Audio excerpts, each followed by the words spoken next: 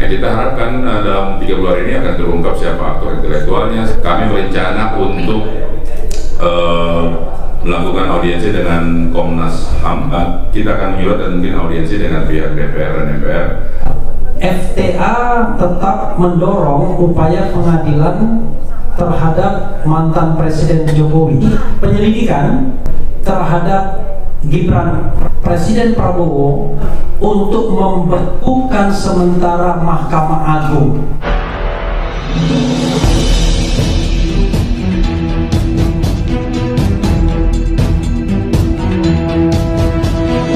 Saya Yani Muhammad, driver online Depok.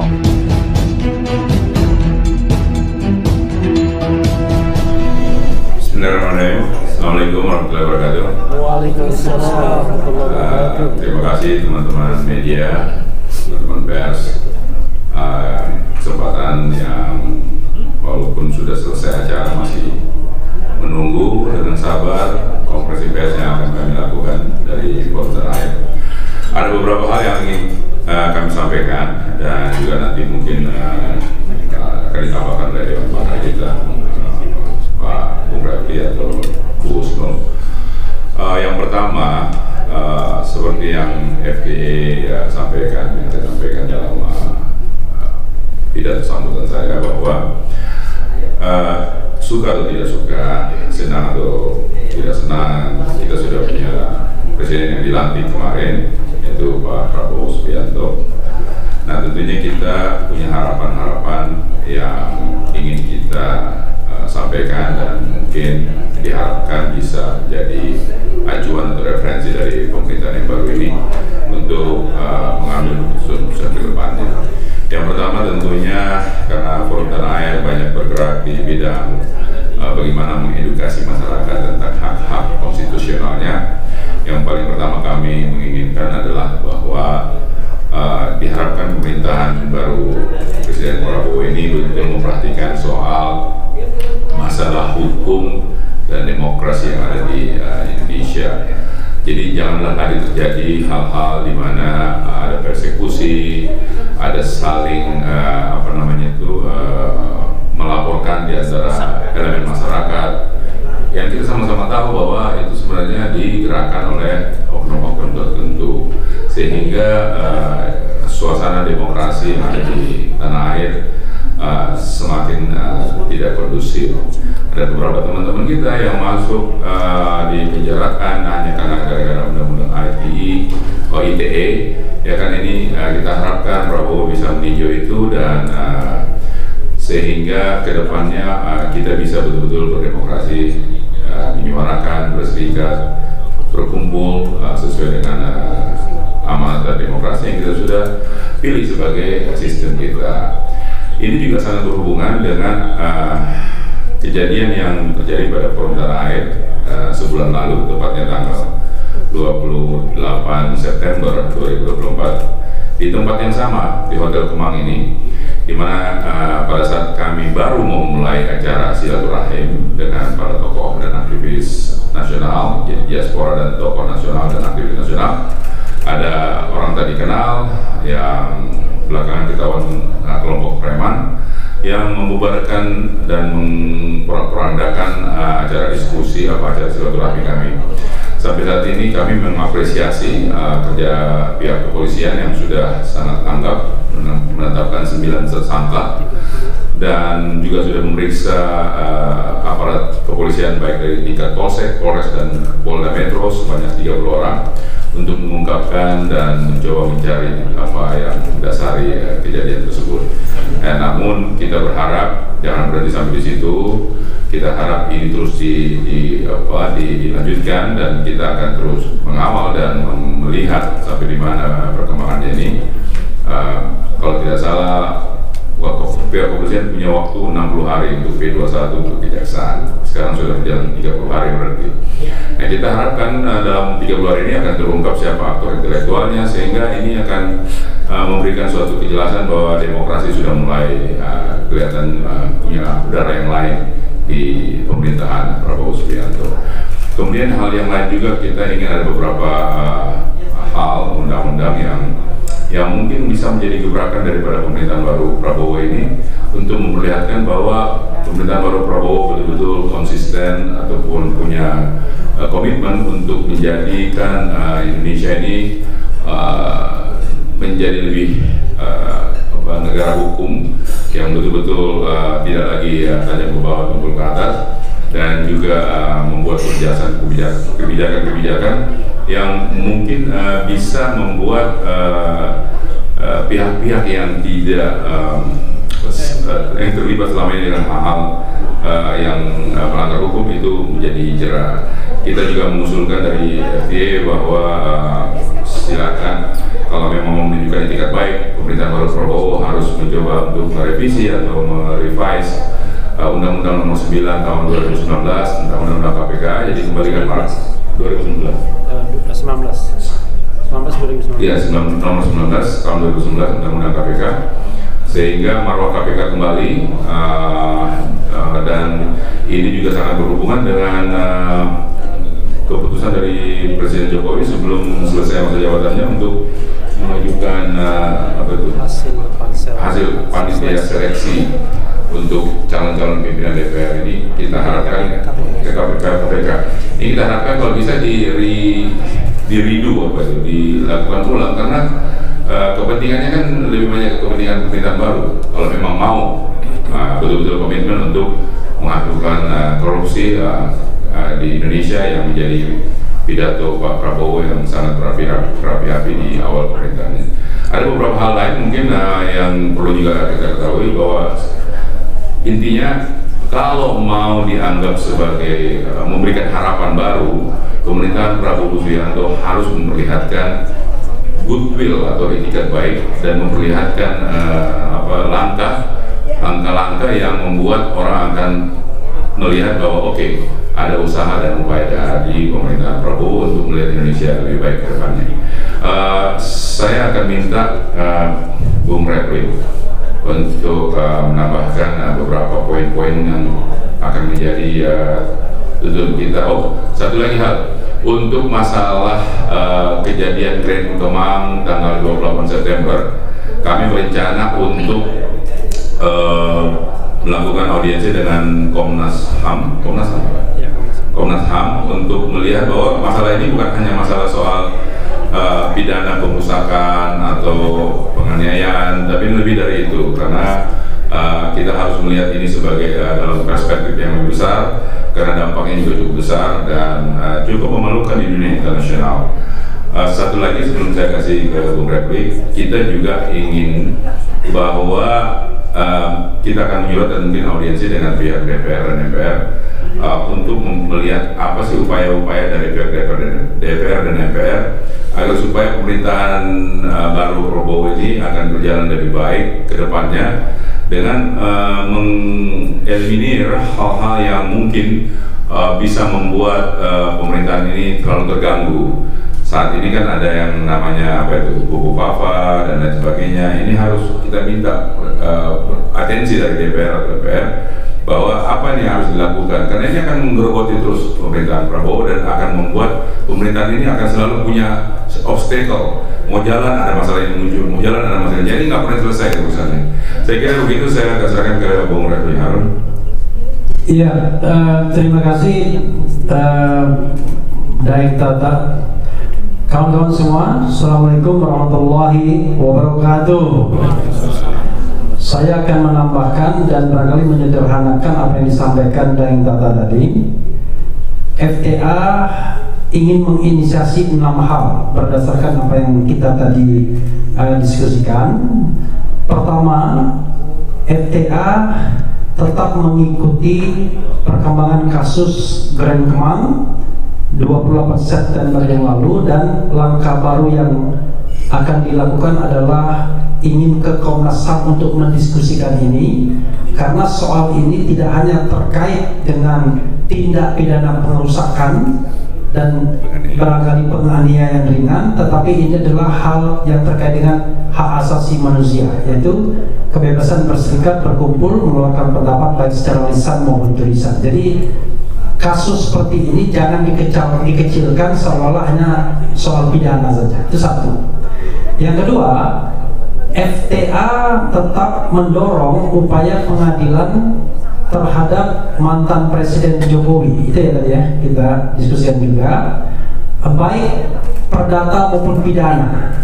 Saat ini yang sudah masuk seperti pengetahuan kami adalah kasus perdatanya, perbuatan melawan hukum, yang disampaikan rekan yang di depan juga ya. Karena itu kita mendorong agar ini diproses secara proper, sesuai dengan asas peradilan, cepat, murah, sederhana, imparsial, dan lain sebagainya. Kalau nanti datang ada pengaduan yang sifatnya pidana, kita juga mendorong agar ini diproses. Jangan sampai kemudian seolah-olah ada pihak yang kebal hukum, baik soalnya KKN misalnya, maupun soalnya terkait dengan hak asasi manusia. Kalau kita bicara aspek pelanggaran pidananya, ya, baik pidana ringan, berat, maupun pelanggaran hak asasi manusia dalam skala berat dan ringan. Itu yang kedua.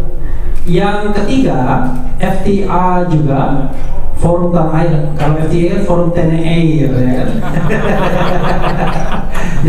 Karena bilang FTA ya, juga mendorong agar Dewan Perwakilan Rakyat menginisiasi penyelidikan terhadap Gibran Rakabuming Raka yang sudah dilantik sebagai Wakil Presiden Republik Indonesia, untuk memastikan apakah desas-desus yang terkait dengan akun Fufufafa, terkait dengan ijazah dan terkait kesehatan mental atau rohani, itu sesuatu yang benar atau tidak. Karena kalau itu benar, maka itu terbuka untuk dilakukannya pemakzulan atau impeachment terhadap Wakil Presiden Gibran Rakabuming Raka. Itu yang ketiga. Yang keempat, FTA juga minta Presiden yang baru dilantik, Prabowo Subianto, melakukan langkah-langkah immediate yang cepat, yang terlihat, untuk memperkuat pemberantasan korupsi. Dengan pertama, ya, jadi sekaligus yang akan nanti 456 itu satu kelompok. Pertama adalah mencabut Undang-Undang 19 tahun 2019 tentang perubahan kedua Undang-Undang KPK, yang halayak anggap sebagai undang-undang yang memperlemah KPK, yang kita tahu disetujui pada saat akhir masa pemerintah Presiden Jokowi jilid pertama.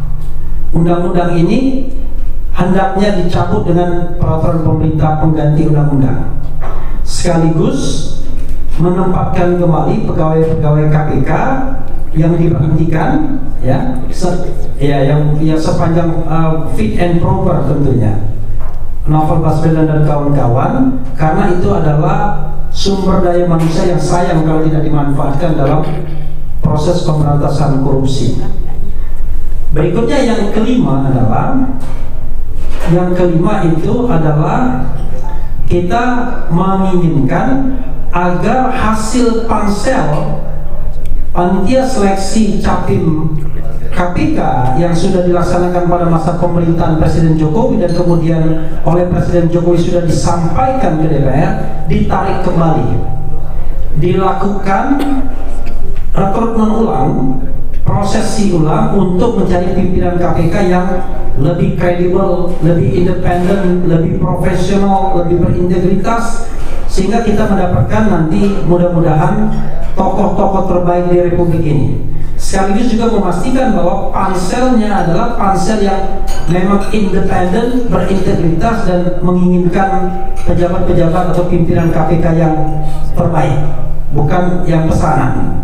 Itu yang kelima. Nah, yang terakhir yang saya raise tadi dan agak ngeri-ngeri sedap adalah, saya tadi masukkan ke pimpinan FTA, apakah mau dimasukkan apa enggak sebagai rekomendasi kita, rupanya beliau bersedia, yaitu meminta Presiden Prabowo mengeluarkan langkah extraordinary berupaya perpu, ya, berupa perpu peraturan pemerintah pengganti undang-undang untuk membekukan sementara Mahkamah Agung. Hakim-hakim agung harus dicek ulang, Karena apa yang terjadi dengan Zarok, siapa tadi namanya, Rikar ya, itu hal yang luar biasa. Bayangkan, satu orang Markus ditemukan 920,9 miliar plus 51 kilogram emas antam hanya dari satu Markus saja. Bayangkan berapa kapitalisasi suap yang ada di Mahkamah Konstitusi, Mahkamah Agung terhadap satu Markus ini. Bayangkan kalau seandainya kita kemudian men-trace, melakukan investigasi, jangan-jangan semua hakim Mahkamah Agung terlibat dalam suap seperti ini. Karena kalau sudah benteng terakhir keadilan, the last bastion of truth and justice ini, kemudian semuanya rusak, maka tidak ada harapan keadilan di Republik Indonesia ini. Langkah ini saya tahu langkah radikal yang akan memunculkan pro dan kontra, karena dianggap akan merupakan gangguan terhadap yang namanya trias politika dan gangguan terhadap the independency of judiciary. Tetapi itulah salah satu langkah radikal yang bisa dan tersedia bagi seorang kepala negara untuk membersihkan pengadilan dari hal-hal yang buruk. Salah satunya adalah suap yang merajalela, korupsi yang merajalela. Kenapa di Mahkamah Agung? Karena Mahkamah Agung adalah benteng terakhirnya. Seiring kemudian nanti kita cek juga hakim-hakim tingkat berikutnya. Kita tidak boleh berlindung bahwa yang namanya presiden tidak boleh intervensi terhadap hal-hal yang buruk. Kalau sudah baik tidak boleh intervensi, tapi untuk hal yang buruk dia bisa menggunakan yang namanya extraordinary measure atau step, yaitu mengeluarkan peraturan pemerintah pengganti undang-undang karena negara sudah berada dalam keadaan darurat, yaitu darurat korupsi. Itu saja kawan-kawan semua, 6 hal yang saya tekankan kembali, mudah-mudahan tidak keliru berdasarkan kesepakatan FTA tadi. Dan tempat saya, mic saya kembalikan kepada Ketua FTA. Terima kasih. Mungkin kami minta Bu Husnul untuk menambahkan. Sudah cukup, yang selainnya udah banyak. Oke, jadi terima kasih kembali teman-teman. Jadi itulah yang akan menjadi poin-poin kami. Mudah-mudahan melalui press conference ini, apa yang kita hasilkan dari diskusi, dialog dan diskusi kebangsaan forum tanah air yang baru berakhir hari ini bisa menjadi diketahui oleh masyarakat dan bisa menjadi referensi atau acuan dari pihak yang terkait, dalam hal ini pemerintahan baru Prabowo dan pihak-pihak lain yang concern tentang bagaimana memperbaiki Indonesia ke depannya untuk bisa mencapai masyarakat yang adil, makmur, sejahtera di segala strata sosial. Sekali lagi terima kasih teman-teman. Tanya dong. Oh oke. Dikasih kesempatan bertanya kalau begitu. Silakan kalau ada yang mau bertanya. Boleh. Silakan. Tidak boleh nanya kasusnya ya? Kasus dong. Jadi sejauh pemantauan FTA, kasus pembubaran Kemar itu sampai di mana? Kan kita cuma disetujui ada sekian orang diperiksa, sekian segala macam, dan sampai mana? Apakah ada upaya dari FTA secara khusus untuk terus mengejar pada polisian, mekanismenya bagaimana? Ya, terima kasih dari Bang Edi Channel. Kami tidak punya suatu langkah-langkah khusus. Kami mengikuti sejauh ini dari apa yang ada di media massa. Pertama, kami melihat bahwa dari hari H+1 pihak kepolisian bekerja sudah cukup cepat dan gerak cepat ya. Dan ini juga bukan delik aduan, ini adalah delik umum, sehingga kami mempercayakan kepada pihak kepolisian untuk terus mengusut, dan kita harapkan dengan pergantian pemimpin, kepemimpinan di mana pemerintahan baru Prabowo ini juga men-stretch out ya, memberi penekanan tentang bagaimana kelangsungan daripada demokrasi di Indonesia. Kami berharap dari sisa 30 hari dari pihak kepolisian untuk meng-P21kan permasalahan ini, itu bisa dibongkar bukan saja pelaku yang melakukan pelaku lapangan, tapi juga aktor intelektual di belakang atau alasan apa ya yang menjadi basis mengapa mereka melakukan seperti ini. Itu yang kita harapkan. Satu lagi. Ya, siap. Mungkin dari arusnya, adakah keinginan langkah dari FTA untuk mengadukan ke Kompolnas? Karena dari pernyataan Kapolres Jakarta Selatan bahwa dia akan mengejar siapa yang menyebarkan video ini. Nah, ini indikasi pelanggaran anggota Polri yang nampaknya akan lari dari esensi permasalahan ini. Seperti apa, Bang? Ya, saya kira menarik sekali ya, Bang Mugi. Ya. Itu di awal-awal kasus ini kita dengar bahwa pihak kepolisian akan mengejar siapa yang menyebarkan video-video tersebut. Tapi saya kira pihak kepolisian menemui kenyataan bahwa itu bukan dari satu kamera aja, itu banyak sekali karena memang semua orang merekam waktu itu. Karena kejadiannya kan sangat mendadak dan semua orang merekam. Bahkan ada beberapa teman-teman ini yang sampai mengikuti kemana-mana itu. Jadi siapa yang mengedarkan pertama itu agak kesulitan mungkin kepolisian. Dan itu saya kira sampai saat ini sudah nggak di follow up lagi sama mereka gitu. Ya, artinya ada keinginan nggak untuk adukan ke Kompolnas agar memberikan efek jerah dari si oknum Kapolres? Ya, sejauh ini mungkin kita belum sampai ke situ ya. Yang kita concern sekarang ini karena kita melihat spektrum daripada kejadian tersebut bukan hanya soal pidana, tapi juga mengenai masalah hak asasi manusia, yaitu kebebasan kita berpendapat, berserikat dan berkumpul.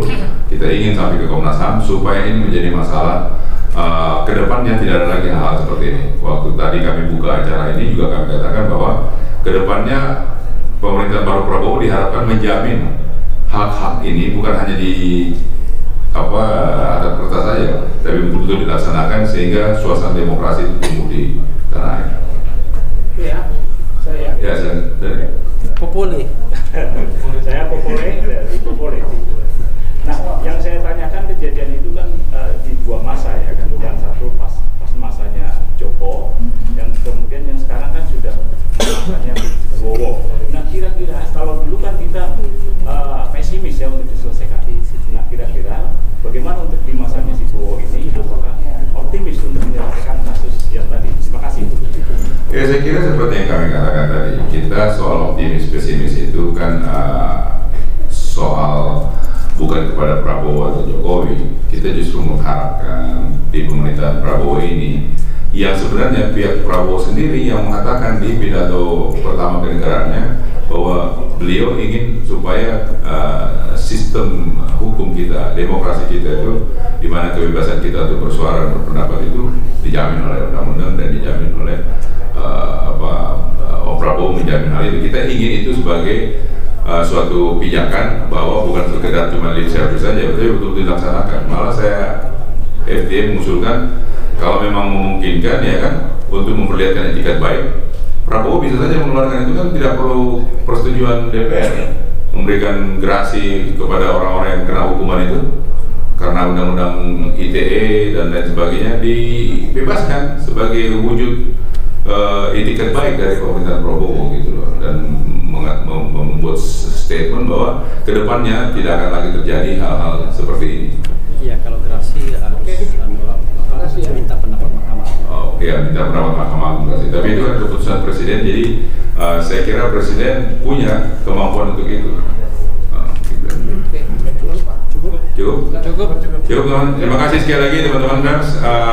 Terima kasih sudah bersabar dan kita harapkan bisa bertemu lagi dalam jumpa pers yang berikutnya.